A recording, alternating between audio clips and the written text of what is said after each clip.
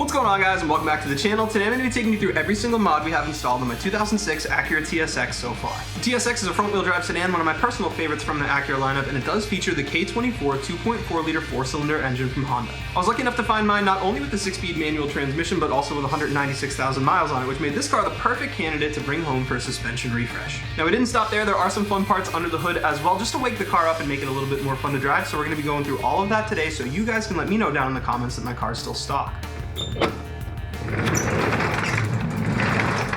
Alright guys, so we're going to be going back to front on this car, starting with the exhaust and rear suspension. I wish I could start it up for you, but the car doesn't start right now. That's going to be a video for another time. Pretty sure it's just a dead battery, but we do have a straight pipe all the way up to some headers, I believe.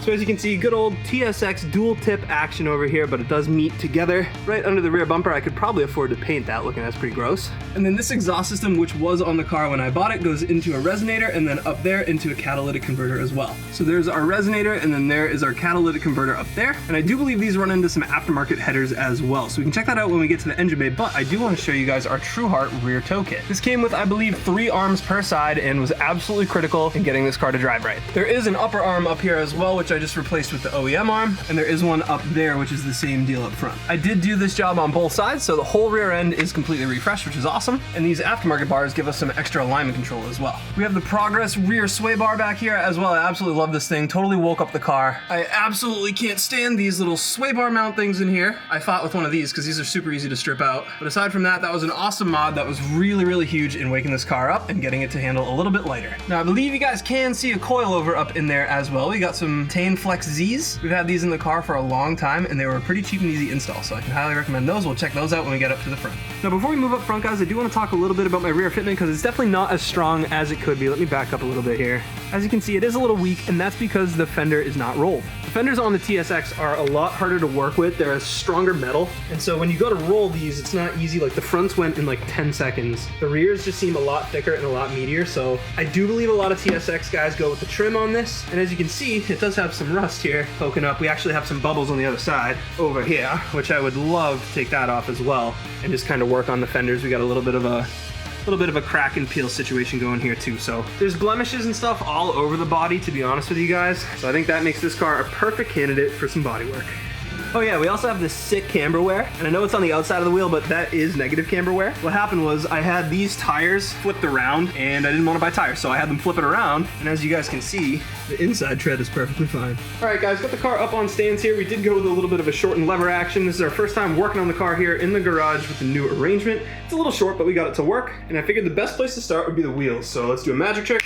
All right, so what we have here is a set of Mitsubishi Lancer Evo wheels. These run 17x8, and they are one of my favorite looking wheels on the TSX. Mine are wrapped up in some Michelin Pilot Sport all seasons, and the size on this one's gonna be 235, 45, 17. Now, to fill up the fitment, which I think looks a lot better up front than in the rear, we do have a 15mm spacer up front and some ARP extended studs as well. Just so you guys are aware, you never wanna run a spacer like this without the extended studs, because if you run the spacer without the extended studs, you'll actually have less studs on the lug nut, and you do run the risk of having your wheel fall off. Now, when Uncle Tim had the car, he did paint the caliper silver. They could probably use another shot. We got a light for you guys. We do have the stock knuckle up in here as well. I know some people run some shortened knuckles, and that is something I want to look into, because if you look up here, we do have our upper control arm, and I do believe that that upper control arm is bottoming out way up here in the strut tower when we go over bigger bumps. There are 2 proposed solutions for this. One of them is going to be a shortened knuckle, which allows you to lower where that upper control arm mounts just by a little bit, and the second option is going to be up in the engine bay. We'll talk about that later. Now, as I said, guys, we do have our Tane Flex Z coilovers up here as well. I definitely wanted to mention these. We installed these on the channel a while back. You guys can check out the video, link in the description down below. These coilovers ran about 800 bucks. I've had them in for about 2 years now. I love them to death. I have them on the highest damping setting in the front, and they've held up really well for me. Now, we did completely refresh the suspension as well with OEM parts. We have the lower control arms, axles, and inner and outer tie rods, all OEM from Honda. Down below here, guys, we are running the factory ball joint, and we are going to be swapping those out for some same K555s because this is a super common point of failure on the TSX. We're actually going to be doing these before the car even gets back on the ground. We're going to be popping the whole knuckle out and be working on those in the next video. Now, for the upper ball joint, which is attached to our K-Tune upper control arm, this is actually an adjustable ball joint, which allows us some camber control in our front suspension. Truthfully, these are so easy to replace that I don't mind bottoming them out, because honestly, it's just like a 20-minute job it's 3 Allens, and a castle nut. It's super, super easy. So I've replaced these a couple times, but I would love to solve it so that we don't have to keep replacing them. Now, while we're in here, guys, you'll notice that these mounts on the bottom of the transmission are new as well. We went with OEM, but honestly, it seems like this car likes to eat through these lower transmission mounts. I couldn't tell you guys why. I know some guys modify these by filling them up with some kind of like rubber cement compound and making them a little bit more solid, so we may have to try that out for this car. I did look high and low to see if there was an aftermarket solid mount option for these, similar to like what we have for the engine mounts, but we'll get up into the engine bay in just a sec. Before we head up there, I do want to point out our drilled and slaughtered rotors here. Absolutely, Jason, because that is definitely a mod. All right, guys, we are in the bay. Next, let me show you guys all the solid mounts we went with. First one is going to be the rear mount all the way in the back.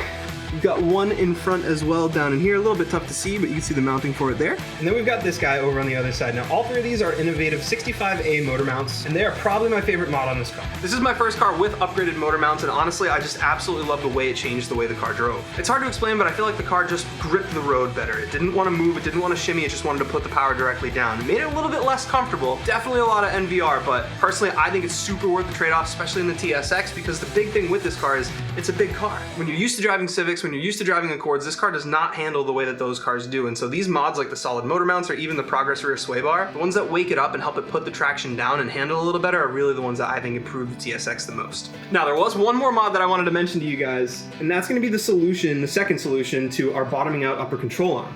Let me put some light on the subject here. What a lot of guys do is they actually cut this strut tower, and that creates more room for the upper control arm to travel through. What you can then do is put another cap on here that's a little bit taller and allows the control arm to move, but without having a hole in your car. I'm gonna be honest with you guys here, I really like the shortened knuckle solution. I don't think it's wise to cut a hole in your engine bay if you don't have to, but I don't know how the shortened knuckle is gonna affect the suspension geometry. So this is one of those mods that I know I need, but I'd really like to hear from you guys and learn more myself before I make a call on which way I'd like to go. For now, I don't mind swapping out those upper ball joints. That's actually another thing that we're gonna be doing while we have the knuckles out, because why not? So we'll be doing that as part of our refresh as well. Now, I did want to mention to you guys something that you can't see here in the engine bay, but is an engine mod. We have a clutch and a flywheel in this car. The clutch is gonna be from Competition Clutch. It's their stage 1.5 street clutch, and then we have a lightened flywheel at, I believe, 14 pounds. A common question for manual transmission clutch setups on the TSX is, does an RSX setup work for the TSX? And I am living proof here that yes it does. I bought both my clutch and my flywheel for my RSX Type S a few years ago, and since having to get rid of that build, I had the parts laying around, and this car was in desperate need of a clutch and flywheel, so we tossed it in there while we were doing some other work. Truthfully, I think that flywheel is another mod that just absolutely changed the TSX. The car revs so much easier, which makes it so much more fun to drive, and it does accelerate better too. It's definitely an airplane on the highway, but I really appreciate that trade-off on this type of car, because honestly, I have the most fun in this car going through twisty mountain roads anyway.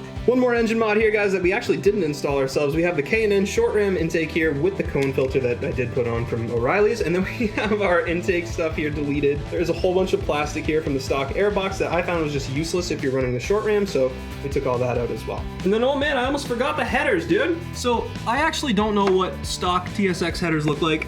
I imagine they look something like this, but I could be wrong. The reason why I say there's headers is because when I took this for some exhaust work, my buddy who works at the exhaust shop was like, oh hey, you have headers. I have no other information than that. Let me know if these look stock to you guys. So that's gonna kind of round off the engine bay, guys. Next we have cosmetics. As you can see, this car really doesn't have much done. We do have these Euro R replica headlights, and yes, they are replicas. The Euro Rs were super expensive, and these were not. So we actually installed these on the channel not long ago. We did run into an issue where I believe these were for an 0405, where I have an 0608, so our lighting didn't quite bolt up right. They're still working and not fogging up too bad, so they're still in the car. We are still running our Amazon grill replacement, link in the description down below if you guys do want to pick it up, but I do want to point out we do have some chipping here down on the bottom of the badge and underneath as well. Definitely drive you crazy if you're a detail-oriented type of guy, but nothing I notice too often. I like to throw a black plate frame over my license plates on all of my cars. That's there too. And then we do have these silly bumper clips. We had black ones on here from the previous owner, and I personally think the silver looks a lot better. So I do want to mention that I absolutely hate these, and if I do end up doing the body over, I'd love to wrap the car. And one of my first mods is going to be to smooth this out on the fender and then turn this into a bumper clip. My buddy Chaz has an R32 Skyline GTST that he uses for drifting, and he has one of these bumper clips here that is super nice and sleek, so I'd love to swap out to that.